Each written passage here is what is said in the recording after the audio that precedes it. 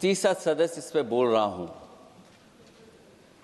मैं अभी में से पूर्व कांग्रेस पार्टी के नेता माननीय शशि थरूर जी जो बात कह रहे थे, उन्होंने बहुत सारे आंकड़े दिए हैं।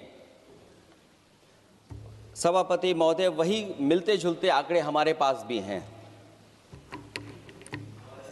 जब कभी जवाब आए तो शायद उन आंकड़ों का जवाब भी आए। और जब वो अपनी बातों को ख़त्म कर रहे थे तो वो एक शेर पढ़ के गए हैं। मिर्ज़ा गालिब का एक शेर पढ़ के गए हैं सभापति महोदय। सभापति महोदय, यही शेर अगर बीजेपी को पढ़ना होता तो बीजेपी कैसे पढ़ती? अगर यही शेर बीजेपी को पढ़ना पड़ता तो वो पढ़ते कि हमको मालूम है स्वर्ग की सच्चाई, लेकिन दिल को बहलाने के का गालिब ये ख्याल की जगह सोच अच्छा है।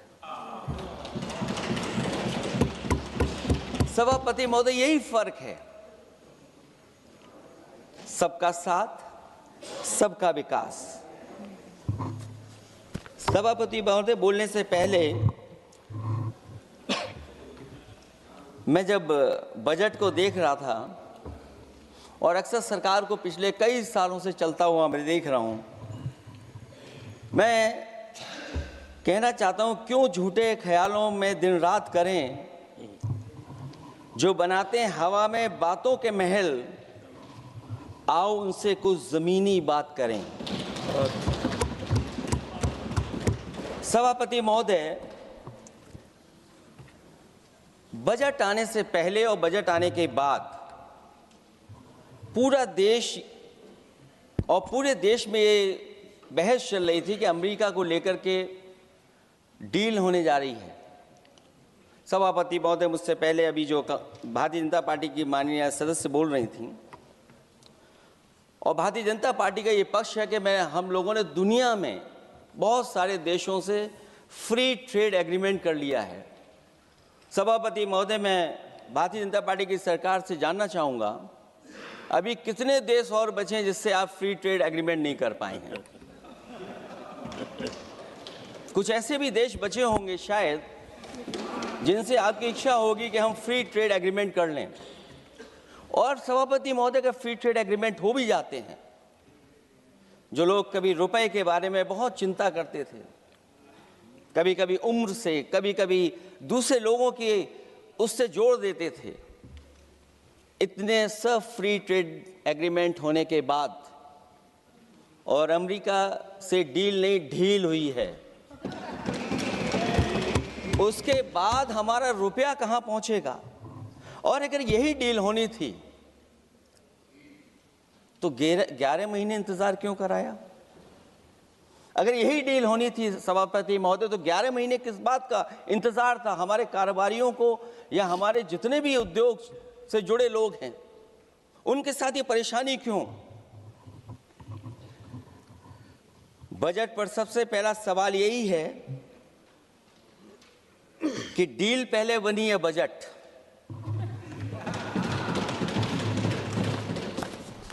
और बजट का हलवा यहां ज्यादा बटा के वहां।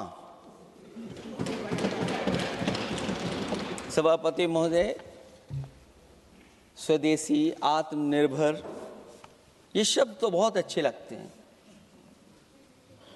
लेकिन जब डील हो गई है तो क्या इस बजट को लाने से पहले आत्मनिर्भरता और स्वदेशी को अपने अपने शब्दकोश से हटा दिया है, या इसको उल्टे अर्थ में विलोम शब्दकोश में डाल दिया है? और ये डील नहीं है जो हम आप सब समझ पा रहे हैं, शायद सत्ता पक्ष के लोग ये नहीं समझ पा रहे होंगे, लेकिन पूरा देश समझ रहा है कि हमने अपना बाजार एक बार और खोल दिया है। $500 बिलियन का व्यापार एक तरफा, हमारे आत्मनिर्भरता कहां जाएगी? स्वदेशी नारा हमारा कहां जाएगा? हमारे देश की जनता भाजपा से कह रही है कि जहां तक हमें मालूम है डील एक तरफा नहीं होती है। क्या ये बनी वहां पहुंची यहां जहां जैसे कोई एक पक्षी मान रहा हो? जनता भाजपा से यह भी जानना चाहती है कि 0 बड़ा के 18।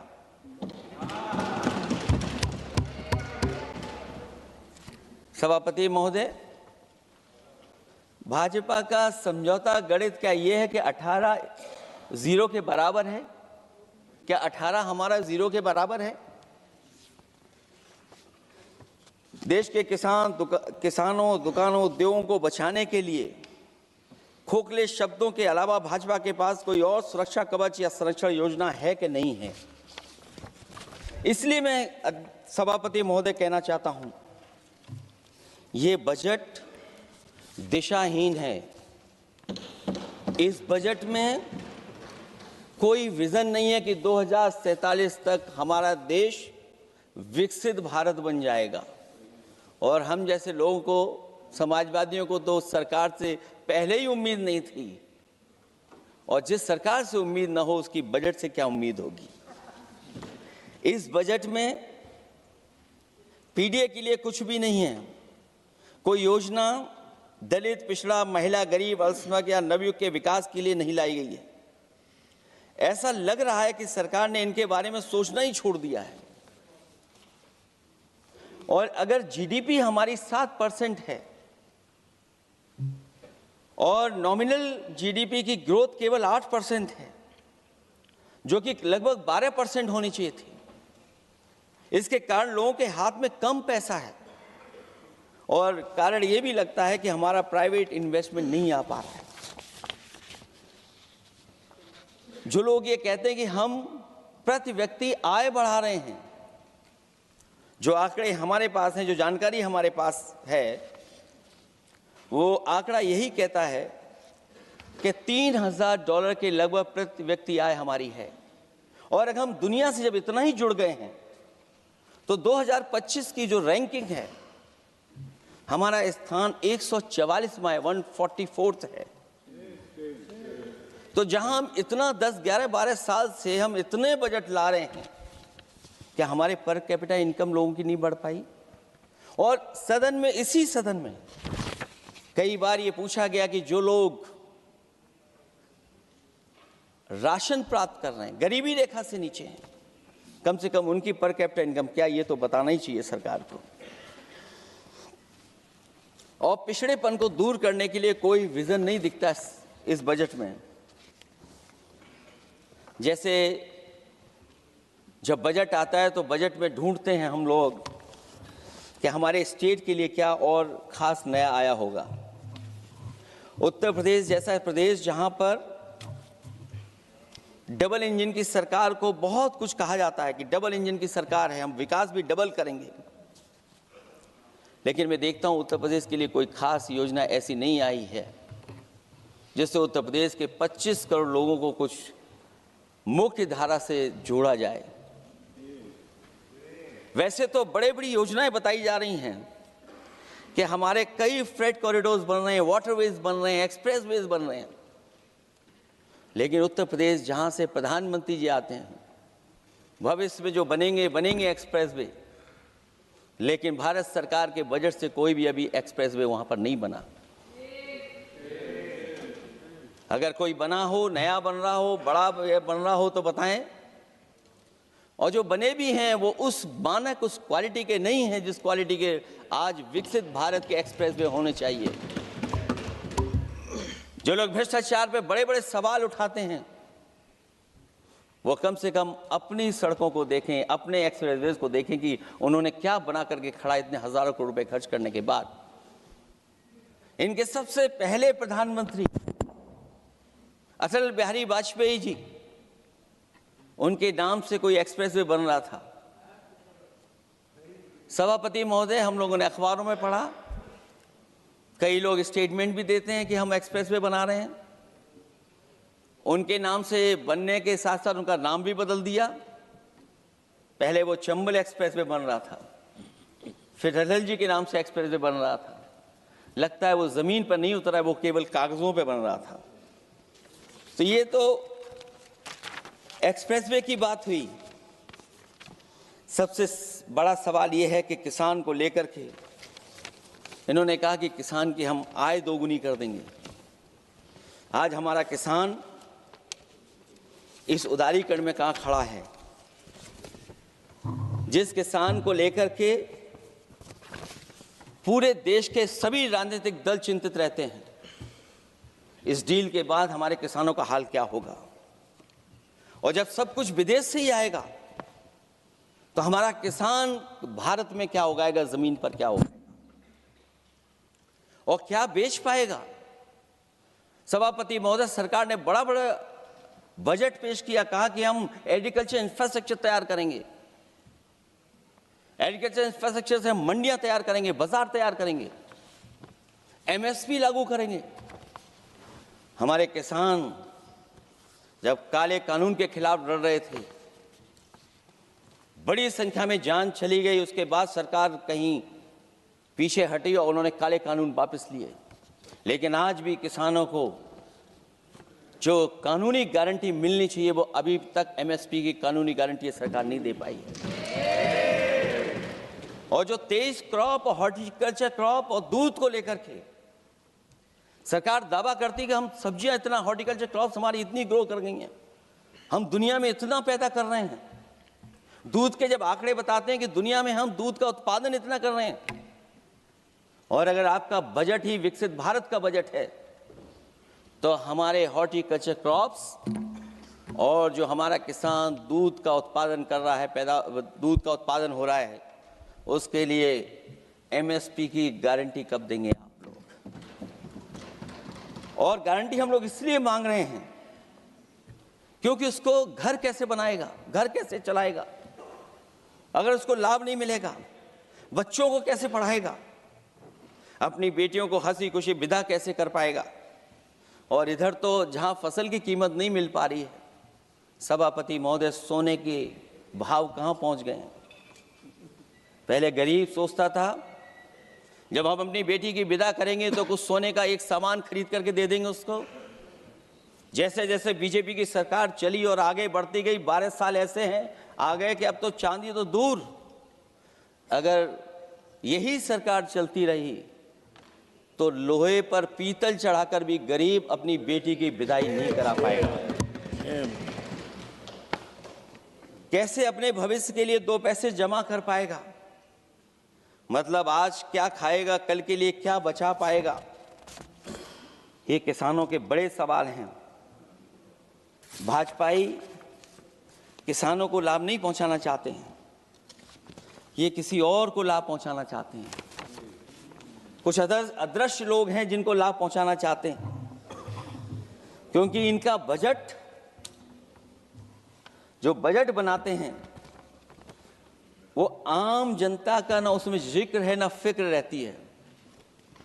और अगर फिक्र होती उनको तो किसान की खाद समय पर मिल जाती उन्हें, उनको बीज समय पर मिल जाता, सस्ती बिजली उपलब्ध हो जाती, सिंचाई या सिंचाई मुफ्त हो जाती थी। और मुझे याद है सभापति महोदय, समाजवादी सरकार में हम लोगों ने किसानों की सिंचाई मुफ्त करने के भी फैसले लिए। कीटनाशक दवाइयां कितनी महंगी हैं और सरकार ने किसानों को अपने हाल पे छोड़ दिया। मंडियों पे कहीं कोई खरीद नहीं है, और अगर खरीद हुई है तो सरकार बताए कि धान, आलू या गेहूं की खरीद में तो मिल जाती है उसको कीमत, लेकिन धान और आलू जैसी फसलों पर कोई सरकार कीमत नहीं दे पा रही है। महंगाई बेतहाशा बढ़ने पर भी इस बजट में जनता को टैक्स में न छूट देना टैक्स शोषण है। अमीरों के काम, कारोबार और घूमने फिरने पर 10 तरह की छूटें दी गई हैं, लेकिन बेकारी, बेरोजगारी से जूझ रहे लोगों की उम्मीदों की थाली खाली है। मध्यम वर्ग अपने आप को ठगा महसूस कर रहा है।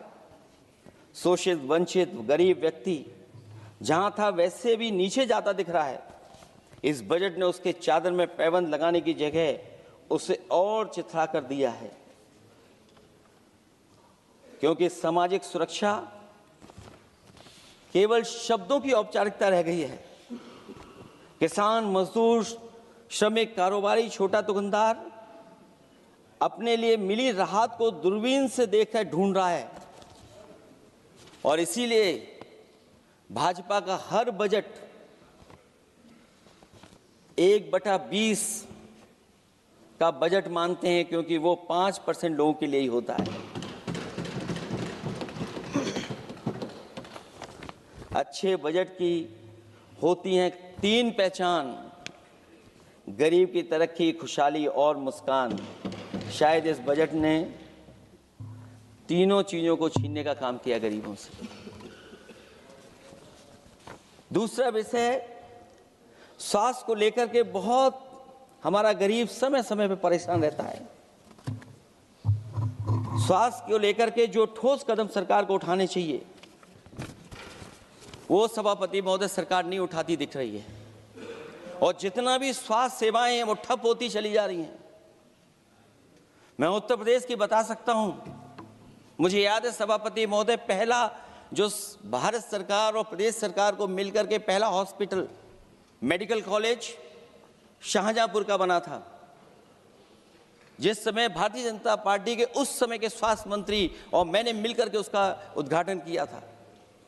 उसके बाद जो प्रचार में तो ये बहुत आगे हैं, प्रचार में तो ये कहते हैं कि हर डिस्ट्रिक्ट में हर हॉस्पिटल, हर डिस्ट्रिक्ट में एक हॉस्पिटल या मेडिकल कॉलेज, लेकिन सच्चाई तो ये है कि इन हॉस्पिटलों में इलाज नहीं है, दवाई नहीं है, ऑपरेशन के लिए कहाँ जाना पड़ता है, भटकना पड़ता है। और जिस तरीके से अभी जिन लोगों ने इंश्योरेंस या LIC में किस्त दी होगी, वो जानते होंगे कि महंगाई कम नहीं हुई है, महंगाई बढ़ी है, किस्तें बढ़ गई हैं। उदाहरण के लिए दिल्ली के एम्स के लिए 5,600 करोड़ रुपए और आयुष्मान भारत के लिए पूरे देश के लिए सरकार ने जो बजट रखा है वो 4,700 करोड़ रुपए है।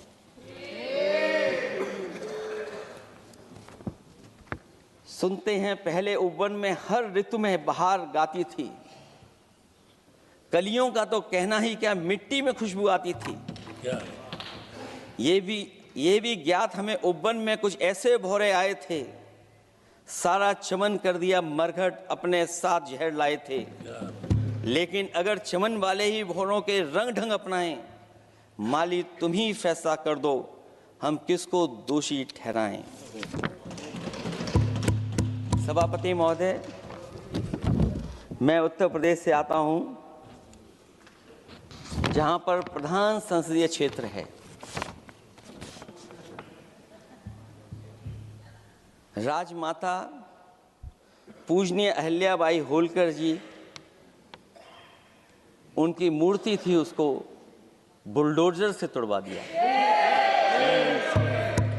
सभापति महोदय, कोई कल्पना कर सकता है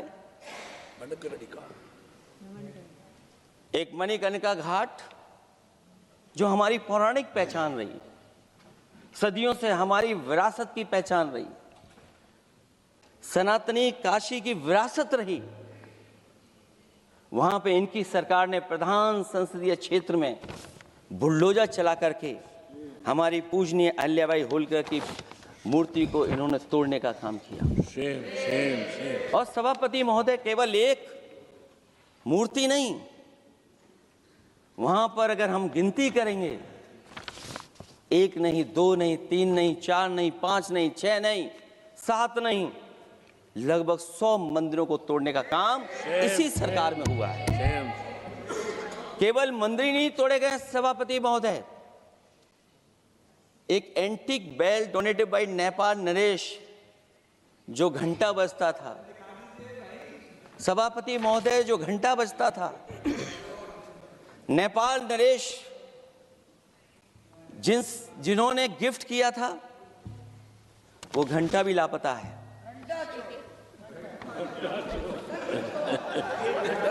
केवल घंटा ही लापता नहीं है,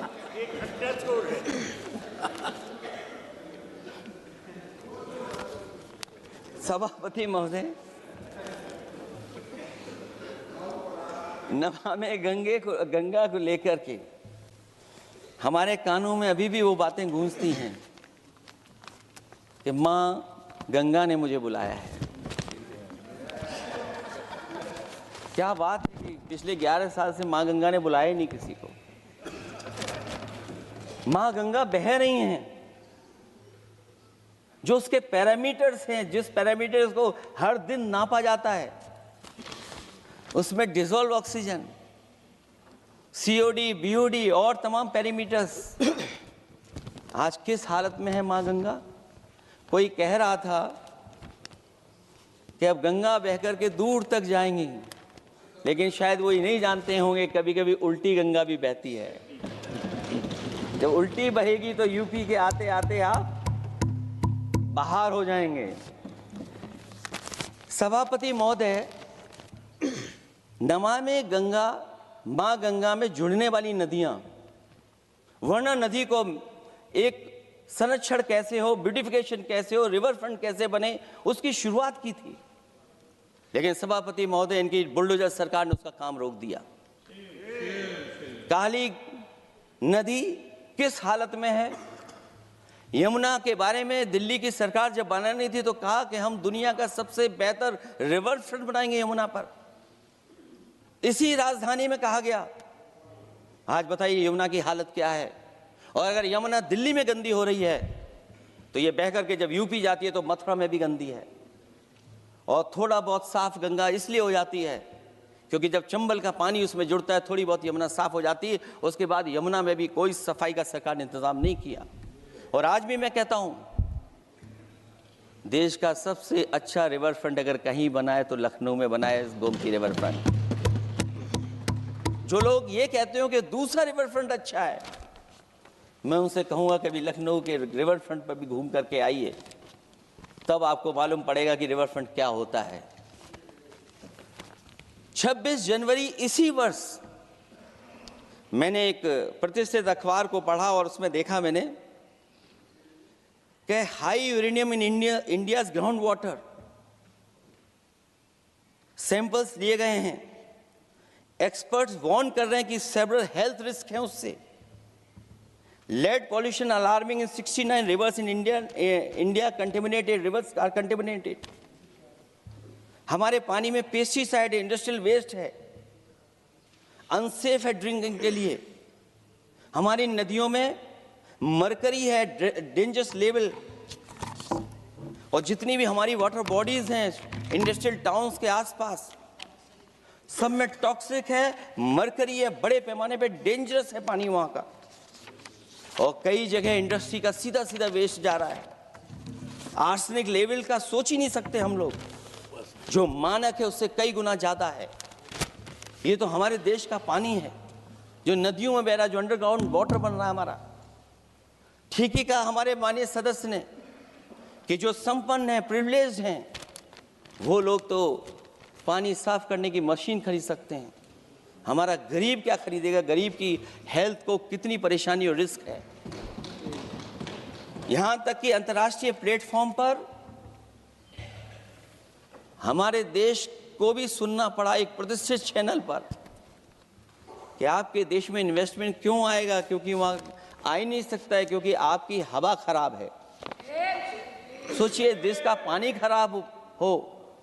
और ये मैं नहीं कह रहा हूं, पानी खराब सरकार को मालूम है, नहीं मालूम है, लेकिन जो प्राइवेट कंपनियां हैं जिनको अपना पानी बेचना है, तो वो बता रही हैं कि आपके भारत के पानी में क्या क्या है। और ये बात गलत है तो सरकार ऐसी कंपनियों पर प्रतिबंध क्यों नहीं लगाते हैं कि इस तरह अपनी कंपनियों का सामान बेचने के लिए झूठा प्रचार कर रही हैं। जो चर्चा होने लगती है हवा खराब है, हालांकि उत्तर प्रदेश आते आते सरकार की भी हवा खराब हो जाती है।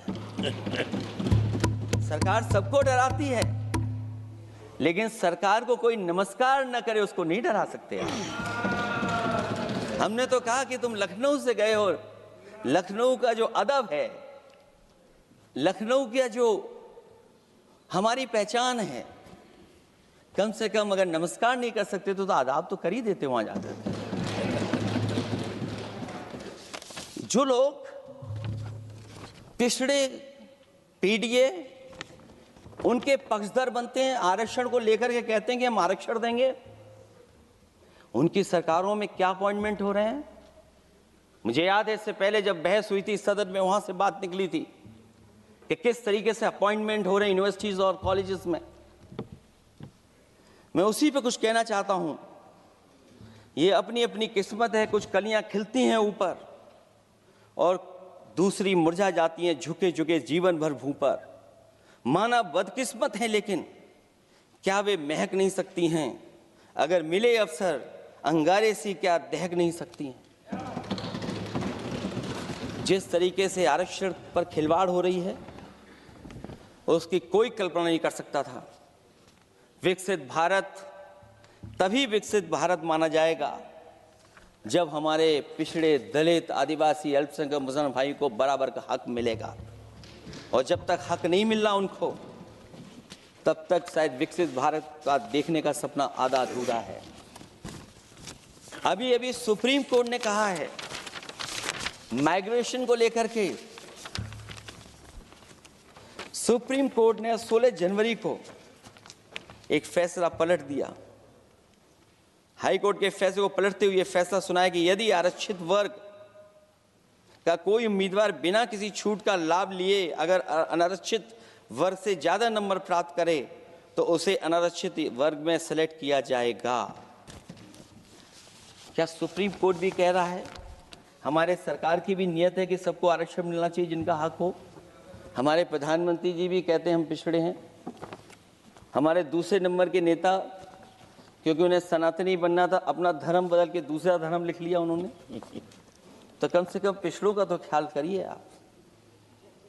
जब पिछड़ों का ख्याल करोगे तभी आपका देश विकसित बनेगा, भारत विकसित बनेगा।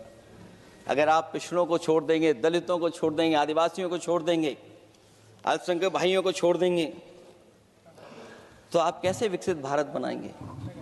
एक आर्थिक बराबरी है, दूसरी सामाजिक बराबरी है। और मुझे लगता है बजट से ना आर्थिक गैर बराबरी दूर हो रही है, ना सामाजिक गैर बराबरी दूर हो रही है। और इनकी सरकार में कितना भेदभाव है। सभापति महोदय, केवल चुनाव जीतने के लिए सोचिए, एक 72 साल के बुजुर्ग पर मोईद खान साहब, आप जानते होंगे आपके क्षेत्र में बदरसा टाउन एरिया। सभापति महोदय, बीजेपी का लक्ष्य केवल है चुनाव जीतना। इन आंकड़ों से क्या मतलब? और आंकड़ों के अगर ये ठीक आंकड़े होते सभापति महोदय, तो इन्होंने कहा था कि बुलेट ट्रेन हम 1 लाख करोड़ की बनाएंगे। आज बुलेट ट्रेन 2 लाख करोड़ की कैसे हो गई? सभापति महोदय कहा कि हम 1 लाख करोड़ में बनाएंगे बुलेट ट्रेन। और बुलेट ट्रेन केवल संपन्न स्टेटों में क्यों? हमारे बंगाल, बिहार और यूपी में क्यों नहीं? और अगर आप हाई स्पीड बुलेट ट्रेन लाना चाहते हैं तो 1 लाख करोड़ का बजट दिया था, 2 लाख करोड़ बजट हो गया। यूपी में जब बनेगा तो पता नहीं कब बनेगा, कौन जानता है कब बनेगा। चुनाव जीतने के लिए इनकी सरकार के लोगों ने झूठा फंसाया। ये सब जुमला है, जुमला। झूठा फंसाया, और इसलिए फंसाया कि वो मुस्लिम है, इसलिए फंसाया। 72 वर्ष के बुजुर्ग को 19 महीने जेल में रखा गया। समाजवादी पार्टी को बदनाम किया गया, और केवल इसलिए कि चुनाव जीत जाए आप, अयोध्या का चुनाव जीत जाए, क्योंकि अयोध्या का चुनाव आ रहे थे आप लोग। मैं अयोध्या की महान जनता का धन्यवाद देता हूं कि उन्होंने कम्युनल पॉलिटिक्स का समापन किया है। वो विकास के रास्ते पे जाना चाहते हो। मैंने पहले भी कहा, फिर कहता हूं, आपका विकास अयोध्या का तो मैं जानता हूं कैसा है, क्योंकि लोगों ने काशी को क्यूटिव बनते नहीं देख पाए। अगर हम सब सदस्य हैं और हमारे प्रधान सांसद के संसदीय क्षेत्र को अगर हम क्यूटिव न बना पाए, आप विरासत मिटा रहे हैं। वहां पर कई सौ पुरानी दाल मंडी, जिसमें केवल वोट नहीं मिलता, इसलिए दाल मंडी को आप डिमोलिश कर देंगे आप। अल्पसंख्यक बनारस। और इसको अयोध्या को जीतने के लिए 72 वर्ष के एक व्यक्ति को झूठा केस लगाया, झूठा फंसाया, जेल भेज दिया। और न केवल उसको जेल भेजा बल्कि उसकी दुकानें और उसकी बेकरी पर भी बुलडोजर चला दिया आपने। क्या डेमोक्रेसी में हमारे बुलडोजर का कोई स्थान है क्या? हाई कोर्ट कहता है कि आप फैसला सुना सकते हैं क्या? कोर्ट कहता है कि आप कौन हो गए फैसला सुनाने वाले लोग? और फिर आप लोग कहते हैं कि हर घर जल और नल। सभापति महोदय, इन्हीं के विधायक ने मंत्री जी को घेर लिया, इन्हीं के विधायक ने मंत्री जी का अपहरण कर लिया और ये कहते हैं कि हम तो, हमारे कोई अराजकता नहीं है। ये कहते हैं इन्वेस्टमेंट लाएंगे, हम एमओयू साइन करेंगे। सभापति महोदय, देश के प्रधानमंत्री, देश के सबसे बड़े उद्योगपति उत्तर प्रदेश पहुंचे थे, एमओयू साइन किए गए, लाखों करोड़ के एमओयू साइन हुए। और एमओयू साइन होने के बाद जमीन पर कितना उतरा ये बताए सरकार? एमओयू के बाद सरकार बताए कितना जमीन पर उतरा है? इन्होंने जब कश्मीर का 370 हटा रहे थे सभापति महोदय, हाँ ना, बजट ही है ये एमओयू में, क्योंकि इंसेंटिव अगर नहीं देंगे तो कौन आपका इन्वेस्टमेंट लाएगा? ये राज्य का विषय नहीं है सभापति, राज्य से प्रधानमंत्री आते हैं। और आपने ये कहा कि प्रधानमंत्री के क्षेत्र में हमने देश में कहा कि हमने 1000 किलोमीटर मेट्रो बिछाई है। आपने देश के प्रधानमंत्री के क्षेत्र में क्यों नहीं मेट्रो बिछाई? क्यों नहीं बिछाई आपने? आपने देश के प्रधानमंत्री के क्षेत्र को एक्सप्रेस वे से क्यों नहीं जोड़ा आपने? क्योंकि आपके पास बजट नहीं है। अटल बिहारी वाजपेयी जी के आपने नाम से एक्सप्रेस वे क्यों नहीं बनाया, बताइए आप? ये बजट नहीं है आपके पास।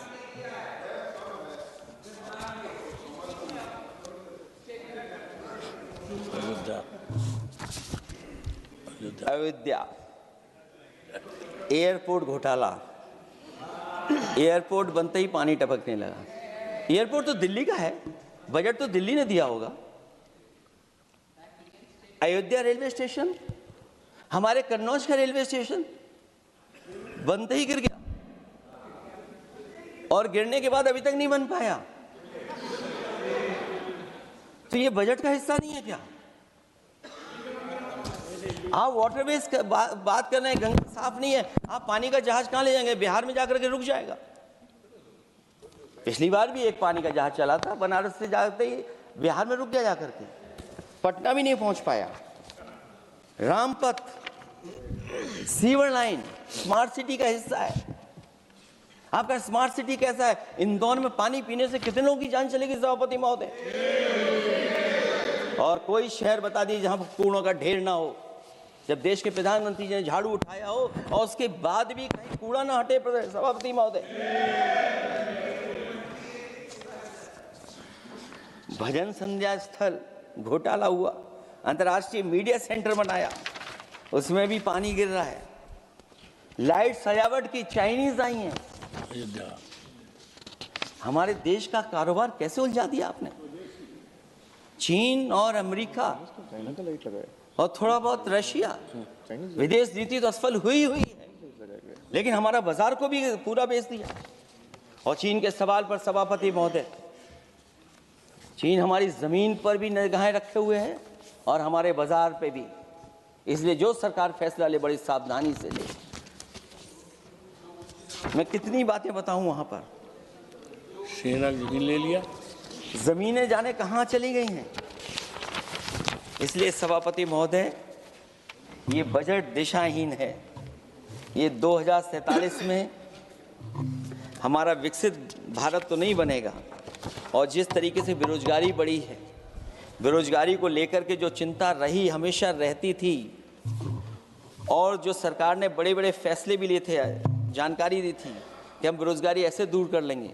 मेक इन इंडिया का जो सपना दिखाया था, आखिरकार मेक इन इंडिया का सपना कहाँ पूरा हो पा रहा है? मेक इन इंडिया का जो शेर था वो जंग खा रहा है सभापति महोदय। जो योजना लेकर के आए थे, एम्प्लॉयमेंट लिंक्ड इंसेंटिव्स, सरकार बताए कि हमें कितना उसमें लाभ पहुंचा है। 2024-2025 के बजट में इन योजनाओं के लिए 33,000 करोड़ रुपए आवंटित किए गए थे, लेकिन खर्च कितना हुआ? 1700 करोड़ रुपया केवल। एक आपने पिछली बार सपना दिखाया था क्या इंटर्नशिप की योजना, इंटर्नशिप वाली योजना जो घोषित की, जिसके लिए 10,000 करोड़ रुपए आवंटित किए थे आपने, लेकिन उसमें खर्च कितना हुआ है? 500 करोड़ रुपया। और जो लक्ष्य रखा था आपने रखा था 5 साल में 1 करोड़ लोगों को, लेकिन इसमें आए कितने? 1,65,000 लोगों ने फॉर्म भरा, ऑफर दिया उन्होंने, लेकिन फाइनली जिसका सिलेक्ट हुआ वो केवल 16,000 लोगों को काम पहुंचा है। सोचिए, हमारा देश इतना बड़ा, जहां करोड़ों को आप इस योजना से जोड़ना चाहते थे, केवल 16,000 लोग जाएंगे उसमें। ये आपको बेरोजगारी खत्म करने की योजना है आपकी?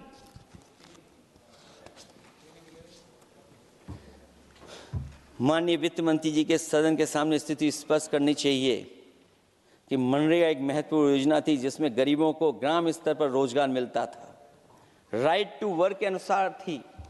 इस योजना को समाप्त करते हुए आपने क्या नाम रखा है? बीबी राम जी। और हमारे राम जी कहाँ बैठे हैं? कहाँ है हमारे राम जी? पीछे बैठे, जिन्हें बचपन से हम देखते आए राम जी। ये हमारी खुशकिस्मती है कि राम जी सदन में बैठे हैं, लेकिन आप राम जी का अपमान कर रहे हैं। आपको उनको यहाँ नहीं बैठा सकते, आपको यहाँ बैठाना चाहिए नंबर 2 पर। अगर आप सच्चे मायने में सभापति महोदय बीपी राम जी, आप कृपया देखिए, वित्त मंत्री राम जी को ही नहीं जानती हैं।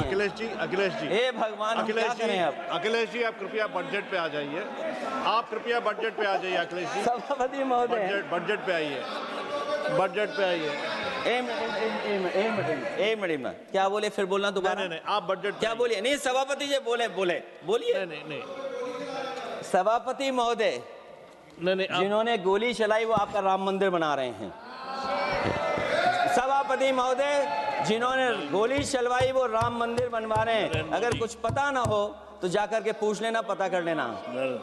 आधी अधूरी जानकारी के साथ मत आया करो यहाँ पर। अब आप बताइए सभापति महोदय, बीवी राम जी नाम बदल दिया आपने। यूपी जैसा बड़ा स्टेट, उसको क्या मिलेगा अब, जहां पर 1,000 ग्राम सभाएं अर्बन हो गई हैं। जब 1,000 ग्राम सभाएं अर्बन हो गई हैं और 40% व्यय प्रदेश सरकारों पर डाल दिया गया है, ये स्कीम कैसे चलेगी आपकी?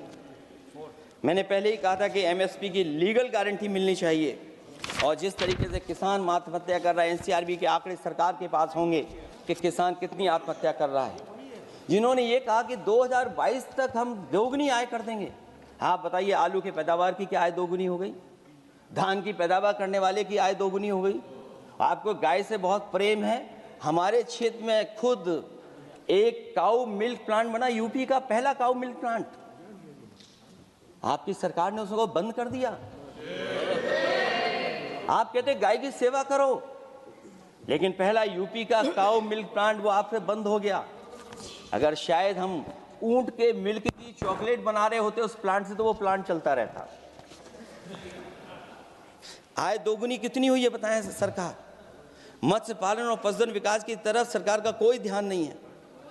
सरकार का कहना है कि वित्त अच्छी हुई है, लेकिन क्या कारण है कि एफडीआई में लगातार कमी आ रही है? विदेशी इन्वेस्टर्स क्यों बाहर ले जा रहे हैं? भारत में इन्वेस्ट करने के लिए क्यों नहीं इच्छुक हैं?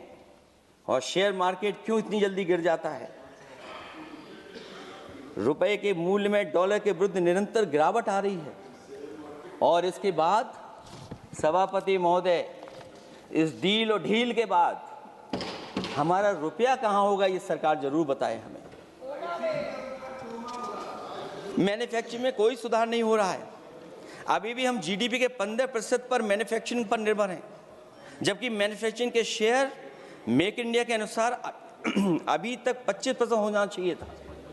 इससे स्पष्ट लगता है कि मेक इन इंडिया, आत्मनिर्भर भारत और पीएलआई योजना सफल नहीं हो पाई हैं, और उसी का परिणाम है कि आज हमारे नौजवानों को रोजगार और नौकरी नहीं मिल पा रही है।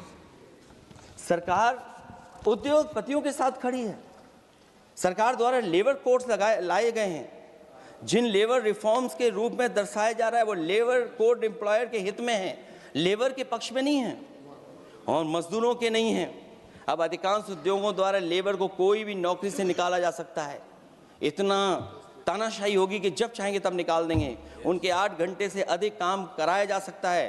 परमानेंट एम्प्लॉयमेंट की बजाय कॉन्ट्रैक्चुअल एम्प्लॉयमेंट की व्यवस्था की है सरकार ने। सोचिए, यही सरकार है कि सबका साथ सबका विकास। एयर पॉल्यूशन को लेकर के मैं पहले ही कह चुका हूँ। और शहरी विकास तो इनका मैंने क्योटो को मैं देखा है, इसलिए उस क्योटो के बारे में मैं ज़्यादा नहीं कहना चाहता हूँ। अंत में मैं इतना ही कहूँगा कि स्वास्थ्य और शिक्षा के केवल 10% और 14.2% बजट बढ़ाया गया है, जबकि पिछले वर्ष का पूरा बजट इन दोनों मदों में खर्च ही नहीं किया गया है। आखिरकार सरकार बताएगी खर्च क्यों नहीं हुआ, आखिर क्या कारण है किसकी वजह से खर्च नहीं हुआ है। जल जीवन मिशन में 50,000 करोड़ रुपए खर्च नहीं हो पाए हैं और प्रधानमंत्री आवास योजना में 40,000 करोड़ रुपए। और हमारे देश के प्रधानमंत्री ने गांव गोद लिया था, वो लगता है उस गांव को अनाथ छोड़ दिया है प्रधानमंत्री जी ने। वो गांव ही अनाथ छोड़ दिया है।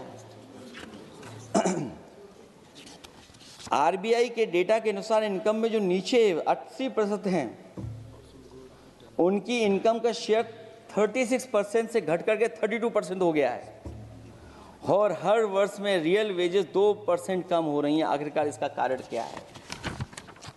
मुझे उम्मीद है सरकार बताएगी कि इसका कारण क्या है कि जिसकी वजह से लगातार गिरावट होती जा रही है।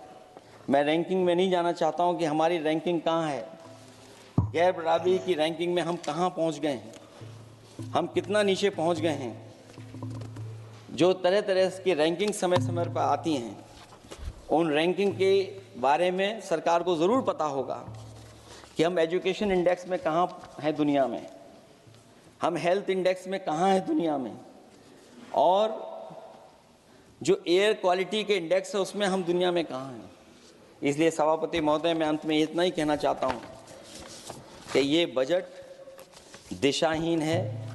2047 तक विकसित भारत तो नहीं बनेगा, लेकिन हमारे गरीबों के साथ बहुत अन्याय होगा।